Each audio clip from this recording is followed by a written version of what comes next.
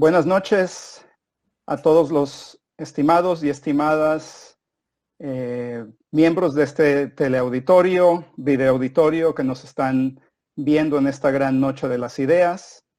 El tema que nos reúne esta noche para este evento es el tema de las fronteras que nos acercan, las fronteras que nos unen. Y tengo el placer de moderar este evento. Yo soy Rubén Hernández León, profesor investigador de la Universidad de California, Los Ángeles, y también director del Centro de Estudios Mexicanos de la misma institución. Y antes de presentar a nuestros dos académicos que van a estar en diálogo sobre este tema de las fronteras, y en especial de la frontera y de una parte de la frontera entre México y Estados Unidos, tengo el gusto también de agradecer a las instituciones que patrocinan en este evento, este diálogo, esta conversación: la Institut Français, la Universidad Autónoma de Nuevo León, el Servicio Cultural de la Embajada de Francia en Houston, la Embajada de Francia en México a través de su oficina en Monterrey, el IFAL, Instituto Francés de América Latina, la Universidad de California, Los Ángeles, y la Universidad de Texas, Rio Grande Valley. Tengo el gusto de contar con dos académicos de renombre, de una larga trayectoria en el estudio de la frontera entre México y Estados Unidos. Empiezo por el doctor Víctor Zúñiga, quien es profesor de Sociología del Tecnológico de Monterrey. Es miembro del Sistema Nacional de Investigadores Nivel 3. Fue profesor de la Universidad de Versalles y tiene como áreas de especialidad 3 campos en particular: los nuevos destinos de la migración mexicana a Estados Unidos, la migración de retorno de Estados Unidos a México y la inclusión escolar de menores migrantes. Recibió hace poco tiempo el AERA Henry Trueba Award for Research Leading to the Transformation of Social Context of Education. Eso fue en 2018. Y actualmente coordina el proyecto de investigación intitulado Migración Internacional y Exclusión Escolar, financiado por el CONACYT, el Consejo Nacional de Ciencia y Tecnología de México.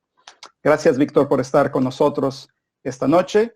Les presento ahora al doctor Chad Richardson, quien es profesor emérito de Sociología y Antropología en la Universidad de Texas, Rio Grande Valley. Es doctor en Sociología por la Universidad de Texas en Austin y becario doctoral a través del National Endowment for the Humanities en la Universidad de Chicago. El doctor Richardson es especialista en estudios de la frontera del Río Bravo, Río Grande. En 1980 comenzó el proyecto Border Life, y de este proyecto llegó a publicar con la Universidad de Texas Press el libro Vatos, Bolillos, Pochos, Empelados, Class and Culture on the South Texas Border, que fue publicado en 1999 y recientemente tuvo una reedición en 2017. Y antes de cederles la palabra, me gustaría nada más ampliar un poco sobre el tema que nos trae a conversación, al diálogo en esta noche de las ideas, que es el tema de la cercanía, la proximidad y las formas en que las sociedades humanas se acercan y interactúan entre unas y otras. La temática regional para esta noche es la frontera del noreste de México y Texas, como un espacio de unión y no solamente un espacio de división. Y hago énfasis sobre este tema general porque generalmente, en términos generales, pensamos en las fronteras, o se piensa en las fronteras como espacios que encapsulan y separan a los países, pero las fronteras también son espacios de interacción entre las distintas sociedades. Las fronteras no solamente son punto de disputa o conflicto, como sucede en algunas ocasiones en efecto, sino que las fronteras indican colindancia y la colindancia muy frecuentemente produce interacción. A su vez, la simetría entre estados-nación, es decir, entre países colindantes, como es el caso de México y Estados Unidos, no inhibe la interacción, sino al contrario, tiende a generar interacciones económicas, políticas y sociales. Y es especialmente el caso de esta frontera entre los estados del noreste de México y el estado de Texas en los Estados Unidos. Yo les pediría a nuestros ponentes de esta noche, si quieren abrir boca con una caracterización general de esta gran región. Es una región que más o menos empieza en las ciudades gemelas del Paso y Ciudad Juárez, pero realmente la parte que más nos invita a la conversación y al diálogo esta noche es una frontera todavía más pequeña, que es la frontera entre estos tres estados del noreste de México, Tamaulipas, Coahuila y Nuevo León, con la parte que les corresponde del estado de Texas. Víctor, te cedo la palabra para que nos hables y nos des una caracterización general sobre cómo es esta frontera, cuáles son algunas de sus características más importantes, rasgos que la distinguen de otras partes de la frontera entre México y Estados Unidos. Un elemento muy importante para comprender esta interacción tiene que ver con la historia de esta frontera entre Texas y el noreste de México. Texas, prácticamente toda Texas en su conjunto, pero más específicamente la parte de Texas que está cerca y en torno a la ciudad de Houston. En particular, tres ciudades muy importantes que son San Antonio, Austin y Corpus Christi, entre otras ciudades interesantísimas de esta región de Texas, como sería El Paso y Victoria, Texas. Pero luego del lado mexicano, toda esta región que está en torno al centro urbano más importante, que es Monterrey, en donde yo vivo. Entonces, vamos a estar conversando de la manera como esta frontera nos aproxima, nos une, nos reúne, pero no es la frontera México y Estados Unidos, sino esta frontera que tiene estas características históricas. Por un lado, dos elementos de la singularidad histórica. Por un lado, los mexicanos que estaban en territorio que ahora es de Estados Unidos, que es Texas, Arizona, Nuevo México, California, etcétera, en su mayoría vivían en la región de Texas, a la que me estoy refiriendo, en particular teniendo como centro histórico la ciudad de San Antonio. Me estoy refiriendo hacia mediados del siglo XIX. La mayoría de los mexicanos que vivían en Estados Unidos cuando la separación de Texas, la independencia de Texas y después la guerra México-Estados Unidos, estaban justamente en esta región a la que nos estamos refiriendo. A su vez, los estados que colindan con el estado de Texas, desde los años 1850, 1860, ya tienen una interacción muy fuerte entre esta región de México, del noreste mexicano, con esa región de Estados Unidos, que es el centro de Texas y el sur de Texas. Entonces, hay nexos históricos. No es una frontera que se creó de la nada. Un elemento fundamental de estos nexos históricos es que una parte de la familia se encontraba en Texas y otra parte de la familia se encontraba en el noreste mexicano. Entonces son nexos familiares, los mismos apellidos, los mismos usos, las mismas creencias, los mismos cariños han unido a esta frontera desde hace más de 100 años. Gracias, Víctor.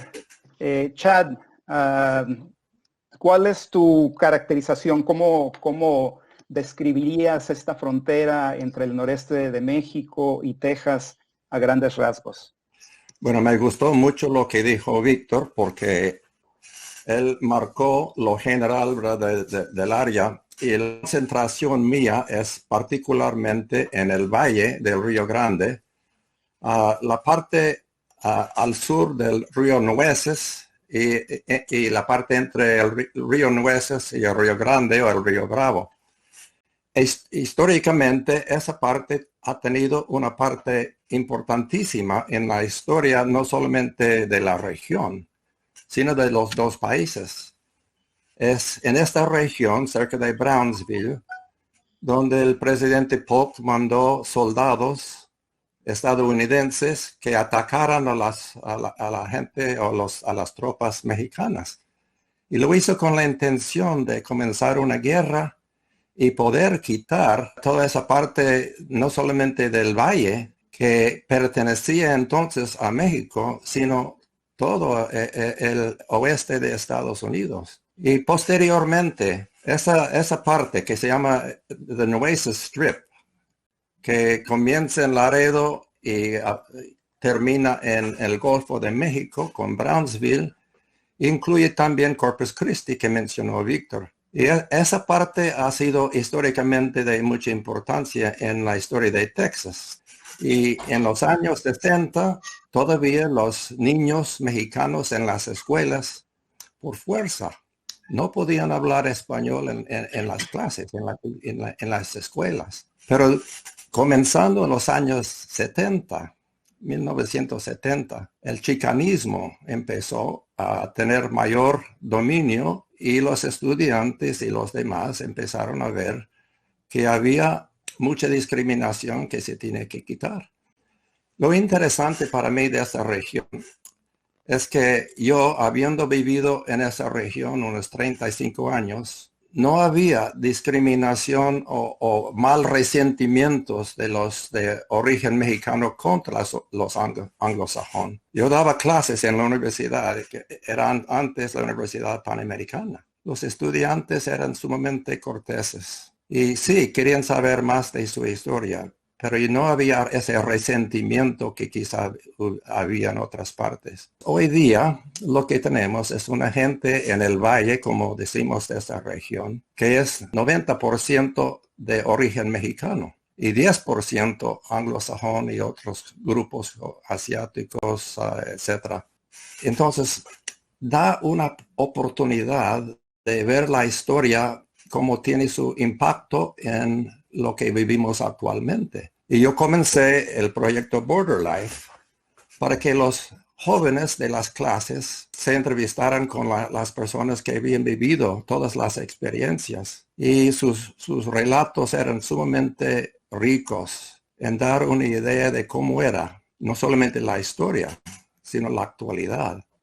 Cómo vivían por ejemplo, los que eran trabajadores agrícolas, que migraban de una parte del año a otro a otras partes de Estados Unidos. Y en fin, también hay ese ambiente muy natural y muy rico de la correspondencia de los dos lados de la frontera. Y hay muchas personas que son de la primera o la segunda generación, nacidos en México, pero haciéndose mexicoamericanos.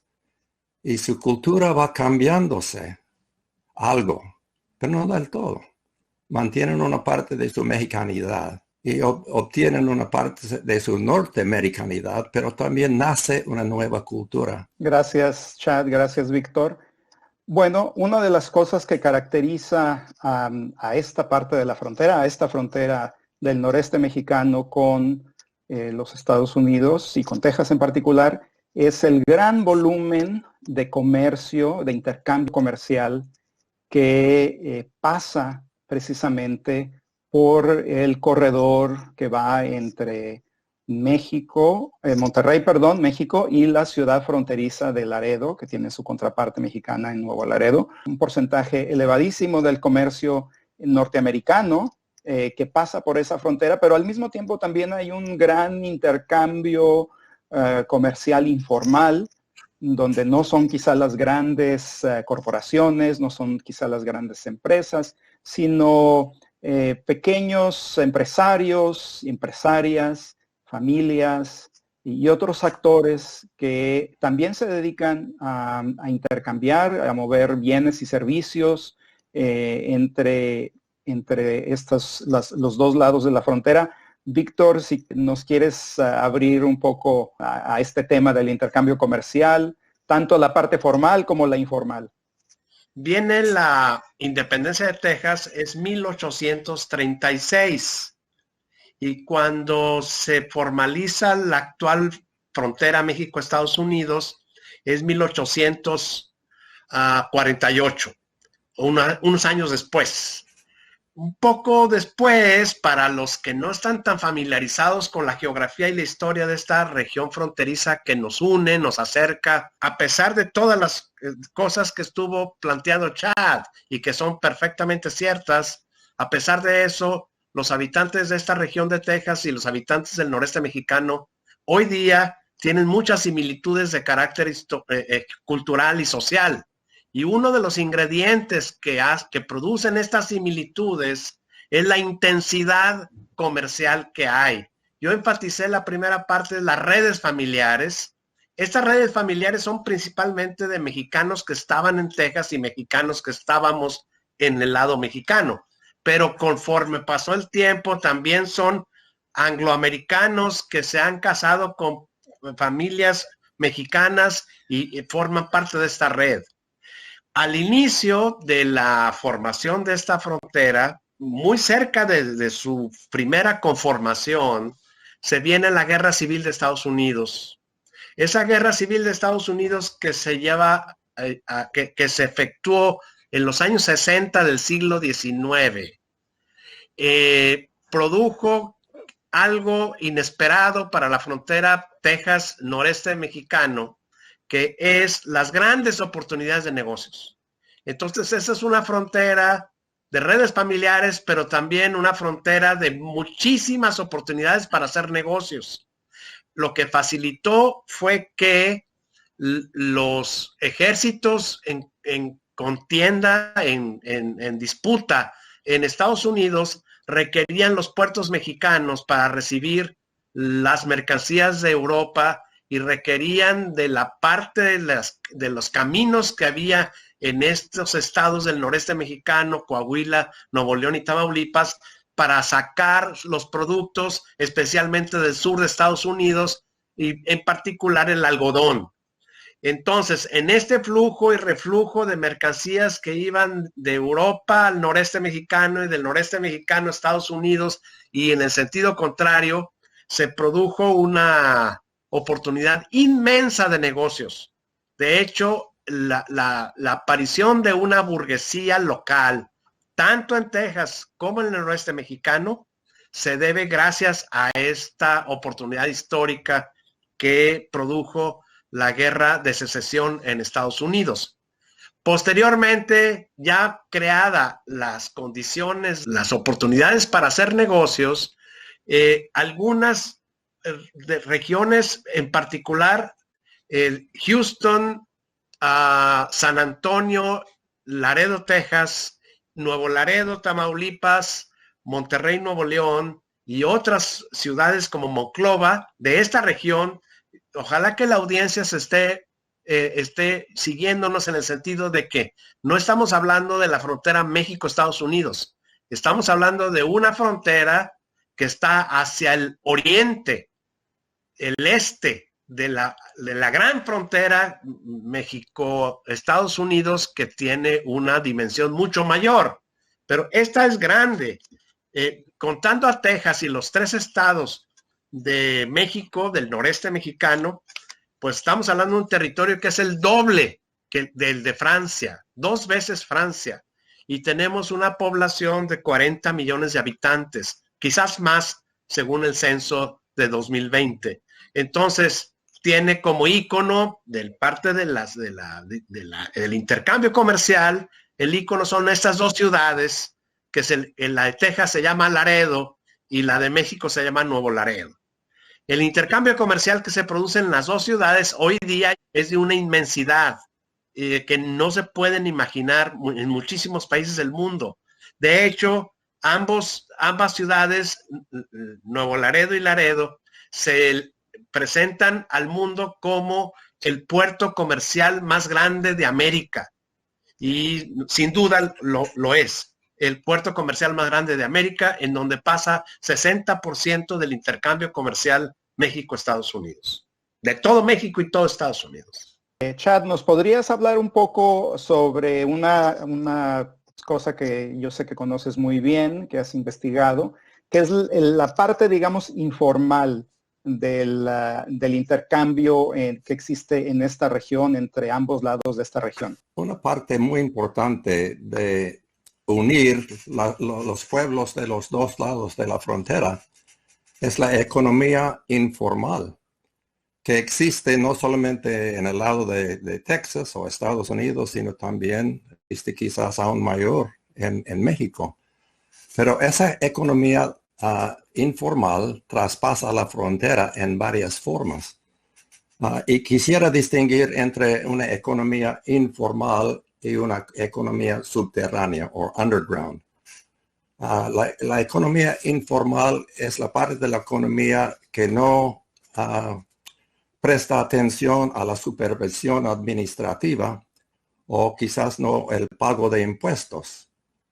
En cambio, la economía subterránea es la economía que no solamente es informal, sino también se involucra en actividades criminales como la prostitución o la venta y manejo de drogas y el robo y esa clase. Y calculamos en los estudios que hemos hecho que quizás un 50% de la población en el lado de Texas, en el valle, está involucrado como consumidores de esta economía. Muchos van a México para conseguir cosas que no pueden conseguir fácilmente en el lado norteamericano.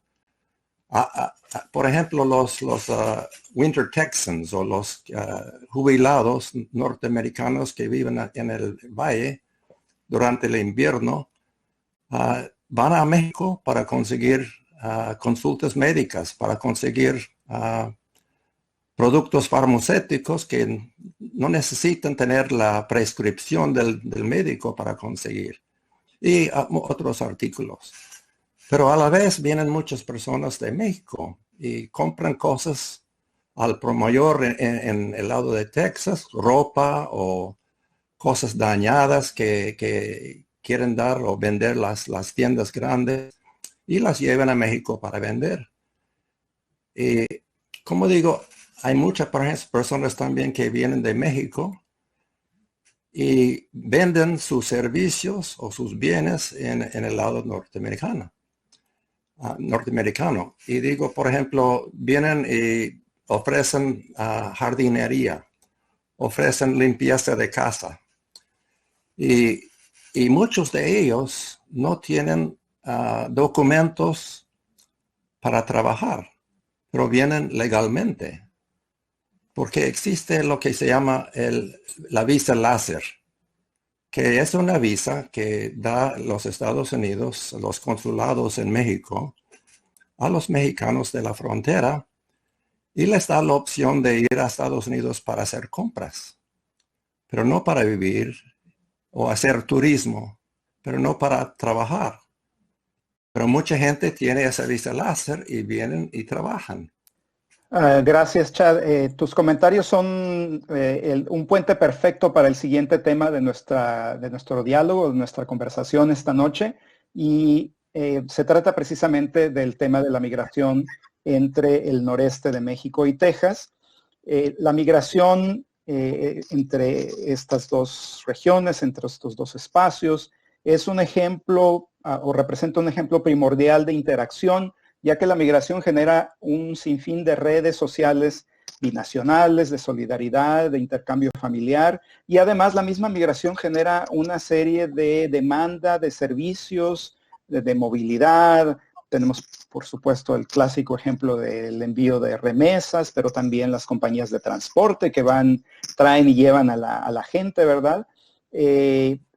Monterrey y Houston representan dos polos muy importantes como grandes ciudades de esta región, pero en realidad la migración teje y une a las ciudades y a las comunidades de todo este espacio regional. Víctor, ¿qué nos puedes platicar sobre las características de la migración en esta frontera? ¿Cómo ha evolucionado? ¿Cuáles son los circuitos migratorios más importantes?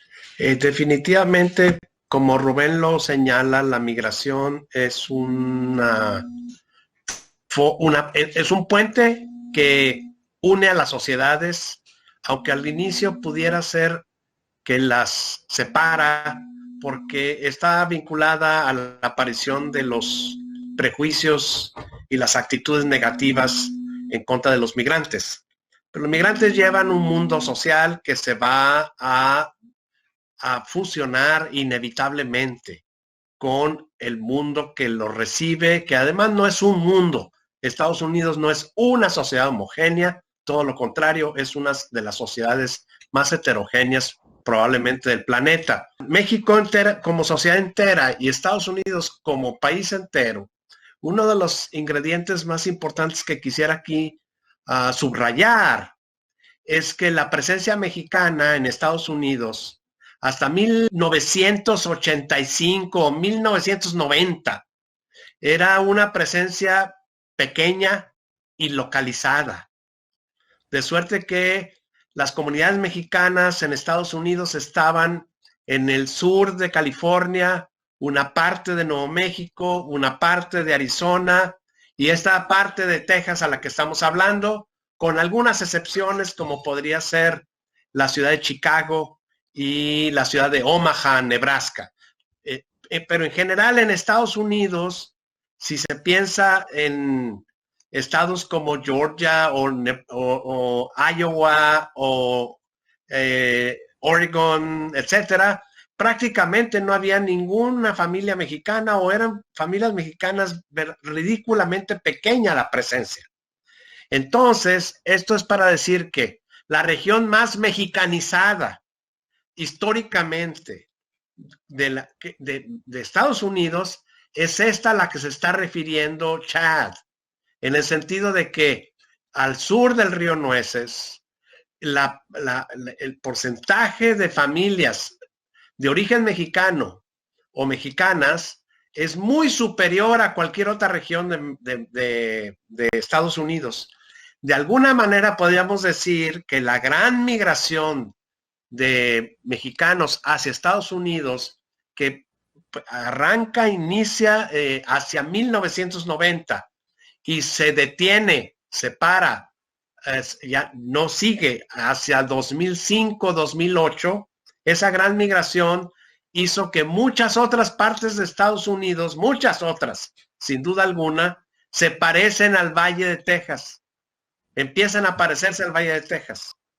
Es decir, el Valle de Texas se convierte como en el modelo, el paradigma de las interacciones comunitarias que se están produciendo en regiones de Georgia, de Alabama, de Tennessee, del norte, de Carolina del Norte, del mismo Nueva York, que es una ciudad importantemente mexicanizada desde hace 20 años, 25 años. Al tiempo que esta región de Texas es la más mexicanizada de la historia de Estados Unidos, al tiempo Monterrey es la ciudad más norteamericanizada de la historia de México. Hacia 1910, el número de estadounidenses en Monterrey, de empresarios, trabajadores, ingenieros, técnicos, originarios de Estados Unidos, que estaban en Monterrey trabajando en 1910, el número de estadounidenses que estaban presentes en Monterrey era el más alto de todo el mundo. Y a su vez, el consulado de Estados Unidos en Monterrey es uno de los más importantes de todo el mundo. Chad, la migración como algo que teje, como algo que une y que realmente hace que esta región se viva frecuentemente, o este espacio de dos países se viva como una sola región. En la frontera México-Estados Unidos hay dos fronteras. La primera en Texas, por supuesto, es el río Bravo, el río Grande. Y después de cruzar esta frontera, o con documentos o sin documentos, uno tiene que pasar una segunda frontera unos 100 kilómetros más adentro. Y muchas veces es más difícil cruzar la segunda frontera donde se han establecido la migra, muchos puestos en las carreteras, y las personas no pueden pasar sin documentos y están muy vigilados. Entonces, tiene que hacer una decisión de haber cruzado una vez la frontera, si deben seguir adelante para cruzar la segunda. Y hasta hay coyotes que se pueden conseguir para ayudarte a cruzar la segunda, igual que como para cruzar la primera, para los indocumentados. Pero mucha gente prefiere vivir, después de haber pasado el primero, vivir en el valle, por decirlo así, o en esa franja fronteriza. No solamente porque es difícil pasar la segunda, sino también porque están viviendo en una concentración de su gente, de su pueblo. Gente muchos mexicanos, y con radio, televisión y todo que pueden escuchar de México. Entonces, de preferencia, hay una gran cantidad de gente que después de pasar la primera frontera se quedan o en el valle o en esa franja fronteriza. Pero después hay muchos que saben que van a ganar mejor en otras partes de Estados Unidos. Y también en el valle, esa parte de Texas, como nombramos el valle de Texas, ha habido una gran concentración de trabajadores agrícolas. Como mencioné antes, que durante la parte del año en que hay cosechas y siembra y todo en otras partes de Estados Unidos, ellos van para trabajar en las fincas, en las granjas y todo en el norte, o en las plantas de procesar la carne, por ejemplo. Y antes, después de terminar el trabajo allá, volvían al valle y vivían allá durante los meses, y sus niños se ponían en las escuelas, muchas veces después de haber comenzado las clases. Pero durante los años recientes, esta población de trabajadores agrícolas ha ido bajándose. Y como dijo Víctor, esa gente se está quedando en el norte y concentrándose en otras partes. Y en una parte es porque es difícil volver y tener que pasar otra vez de esta segunda frontera. Por otra parte, ahora pueden trabajar no solamente una parte del año, sino pueden conseguir trabajo todo el año. Y las concentraciones en el norte, por decirlo así, en otros estados, se está aumentando. Gracias, Chad. El último tema sobre el cual vamos a dialogar es el tema de la cultura, la música, los productos culturales. Esta región no nada más se caracteriza por las cosas que ya hemos mencionado, sino también el hecho de compartir toda una serie de productos culturales, una serie de géneros musicales, circuitos inclusive de artísticos, donde los mismos y las mismas cantantes, grupos musicales, ejecutan, hacen sus shows y van y vienen entre ambos lados de la frontera, reflejando esta especie de gusto compartido entre los dos lados. El gran ícono, por supuesto, de esta cultura musical común, sobre todo en las últimas décadas, es por supuesto la cantante Selena. En estos momentos se pasa una serie por una de estas plataformas para poder ver películas y series en línea. Víctor, ¿qué nos puedes comentar sobre la música, los productos culturales, los géneros que se comparten y que, bueno, atraviesan esta frontera junto con la gente? Esta parte, Rubén, es la parte más emocionante, que es la parte simbólica, que constituye lo que puede ser el leitmotiv de la Noche de las Ideas, que es la proximidad que produce la frontera. El caso de Selena, que decimos en México Selena, y en Estados Unidos se le conoce como Selena, pero se escribe exactamente igual, es el caso iconográfico, pero que no debe de oscurecer otros fenómenos simbólicos importantísimos que voy solamente a señalar muy rápidamente. Hay escritores, sobre todo escritoras mujeres, en el lado de Estados Unidos, muchas de ellas nativas o educadas en el Valle de Texas, que han desarrollado una literatura de altísima calidad, en donde se observa la fusión de las dos sociedades, de la aportación de las múltiples culturas de esta región. Y quiero enfatizar en particular la obra de Norma Cantú, que es probablemente una de las más importantes. A su vez, la escritora Sandra Cisneros no es nativa del sur de Texas. Sandra nació en el área metropolitana de Chicago. Sin embargo, su novela más conocida, que lleva por nombre Caramelo, excelentemente traducida al español, perdón, pero originalmente escrita en inglés, tiene como punto, digamos, clímax de esta novela el paso por la frontera de Laredo a Nuevo Laredo. Es uno de los pasajes más emocionantes de esta novela Caramelo.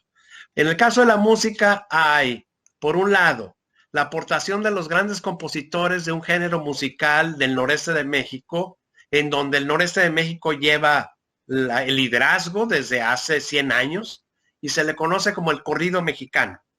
Los grandes compositores del corrido mexicano siempre tienen presente como un telón de fondo a la frontera México-Texas, noreste de México y Texas. Algunos de estos corridos son verdaderamente muy emocionantes y muy queridos por las personas, a pesar de que fueron cantados en los años 40, 50 del siglo XX. Uno de los grandes representantes e intérpretes de los corridos fue un actor de cine que lo conocemos por su apodo, que es el Piporro. Y otro de los grandes compositores es Julián Garza, el viejo Paulino. Y ahora sí pasamos al fenómeno inusitado, que es el caso de Selena Celina. Ella es una jovencita mexicotejana, pero que no hablaba absolutamente ninguna palabra de español, excepto probablemente papá y mamá, y era todo. Nunca se pensó ella a lo largo de su vida como una cantante de música de la región. Esta música de la región es un poquito irónico decirlo, porque responde a los ritmos que fueron creados en Colombia, pero traídos a esta región con una gran maestría y muy desarrollados. Se le conoce como la cumbia, y posteriormente la cumbia del noreste, y posteriormente la cumbia tejana, y luego después el tejano music, y muchas personas quizás bailan, cantan, añoran, respetan, veneran la cumbia de esta región sin saber que su origen proviene de ciertas partes de Colombia. El caso específico, digamos, inusitado, inédito de Selena es que se produce en Texas, empieza a ganar importancia como un fenómeno cultural y social y comercial y empresarial en Texas. La misma familia de Selena queda totalmente estupefacta cuando ve la importancia que va adquiriendo, y luego después la estupefacción aumenta cuando se dan cuenta que los públicos que estaban del otro lado de la frontera eran más grandes que los que había en Texas. Es decir, que cuando llega a Matamoros o llega a la ciudad de Monterrey, el caso de la ciudad de Monterrey es un evento importantísimo para la familia de Selena, porque no esperaban cientos de miles de personas esperándola. De manera pues que Monterrey es una ciudad de 4 millones, 5 millones de habitantes, entonces puede aportar 150,000 personas esperando a un artista. Bueno, cierro esta parte de Selena antes de dar el último botón de muestra con lo siguiente. A Selena la matan cuando tenía 24 años, a mediados de los años 90. Eso también explica un por qué es un mito, es un ídolo. Porque en el inicio del clímax de su carrera, lastimosamente, lamentablemente es asesinada. Bueno, cuando se da la noticia de la muerte de Selena, absolutamente todos los medios de comunicación, radio, televisión, prensa, situados desde Houston al norte hasta Monterrey al sur, desde Matamoros, Brownsville al este, hasta El Paso, Texas y Ciudad Juárez al oeste, todos, en todas las pequeñas y grandes y medianas ciudades, todos pararon para decir, murió Selena, mataron a Selena. Mientras que en Washington, D.C., en Los Ángeles, California, en Nueva York, por decir 3 puntos del lado de Estados Unidos, o en la Ciudad de México, o en Guadalajara, por dar 2 puntos de la República Mexicana, los periodistas, los conductores de televisión se preguntaban quién era. No sabían quién era. Les tomó 24 horas para saber quién era. Entonces, la geografía del impacto de la noticia muestra claramente de manera experimental la existencia de una región cultural que estaba atenta y veneraba a Selena. Y termino con este punto como muestra de la creación cultural de esta región simbólica. El béisbol es uno de los deportes más queridos y sucede que el equipo de béisbol de Nuevo Laredo, que juega en la Liga de Béisbol de México, es un solo equipo que representa a las 2 ciudades. Entonces, ustedes saben que los equipos deportivos son símbolos poderosísimos. De suerte pues que el mismo equipo de béisbol que representa a las 2 ciudades, a pesar que están en 2 países, muestra claramente la creación de estos vínculos tan poderosos en una frontera que une, que aproxima. Chad, te toca a ti cerrar esta noche de las ideas. Tú has estudiado, has investigado estos gustos musicales, culturales que trae la gente cuando emigra de México a Estados Unidos. Cuando vienen los migrantes, ¿verdad?, de otro país a Estados Unidos, a otro país recipiente, que empiezan a perder su cultura y reemplazarlo con la cultura del país donde están. Pero vemos que esto no es totalmente correcto. Y lo vemos con lo que está hablando Víctor, que hicimos en un estudio de qué pasa con los migrantes sobre 3 generaciones, ¿verdad? Los que son los migrantes mismos, sus hijos y luego sus nietos. Y vemos que los estilos de música en México, norteña, clásico mexicano, etcétera, empiezan a desaparecer, pero no, lo que viene no es el rock o otra forma de Estados Unidos. Para los jóvenes en la tercera generación, la música favorita es la música tejana, es Selena y lo demás. Y prefieren esto hasta rock y lo prefieren hasta las formas de música tradicional en México. Y algo pasa también con otras formas, su forma de hablar. Empiezan a perder el español como se habla en México, pero no lo cambian totalmente para el inglés, sino entre medio hay un Tex-Mex, que es una forma distinta a inglés y distinta también al español. Y muchas veces reciben discriminación por su forma de hablar, tanto de los de México como de los Estados Unidos. Pero es un nuevo idioma, por decirlo así.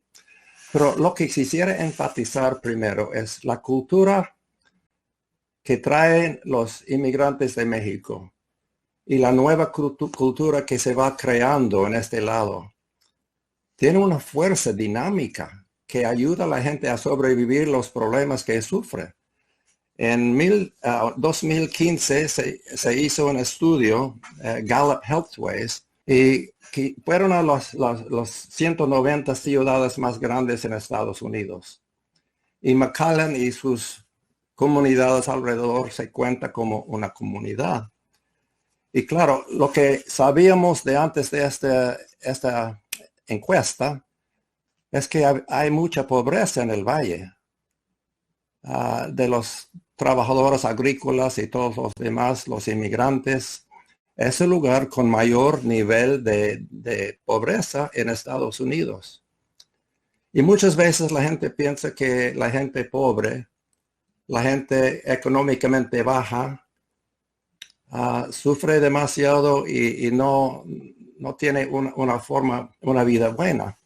Lo que sorprendió en esta encuesta de Gallup que hizo es que, como se pensaba al principio, la clasificación que dieron general, clasificaron a McAllen como 1/10 mejor de las 190 ciudades grandes en Estados Unidos.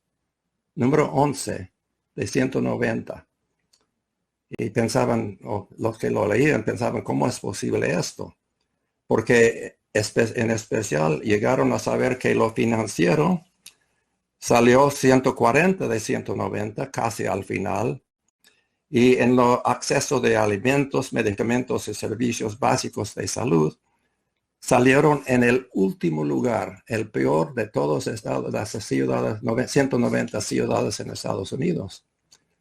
Pero preguntaron otras cosas muy importantes. Primero, el gustar de lo que uno hace cada día y estar motivado para lograr sus metas, salieron 2 de los 190. Que te guste el lugar donde vives y que estés orgulloso de tu comunidad, 11 de los 190. Creer que tiene buena salud y energía para hacer las cosas, entre el 10% superior. Y por eso salieron en el 1/10 lugar mejor de las ciudades, porque su cultura les da estabilidad, les da una forma de ver la vida más amplia, que no sienten que son discriminados tanto como si son apoderados para poder crear y salir adelante. Y viendo lo que pasa en 3 generaciones, sí suben. Y sus niños se adelantan de los padres. Entonces es un lugar muy positivo en sus actitudes. Y una gran parte de esto es la cultura. Otra parte es el poder traspasar la frontera y vivir en 2 sociedades, pero una sola sociedad que une. Muchas gracias a nuestros ponentes, Víctor Zúñiga y Chad Richardson. Espero que esta conversación les haya resultado de interés en el marco de esta gran noche de las ideas. Yo soy Rubén Hernández León de la Universidad de California en Los Ángeles. Una vez, muchas gracias a los organizadores de este evento mundial. Muchas gracias y buenas noches.